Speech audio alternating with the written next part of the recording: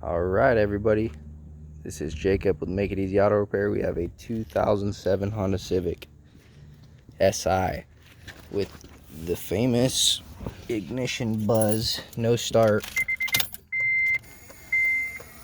Here's your problem. It's called an ignition switch. First thing you want to do to make sure that that is your issue, take a little screwdriver and tap on it while you are trying to start it.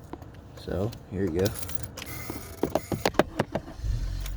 Fires right up. That's the issue. First telltale sign. Alright, thanks guys. Have a good one.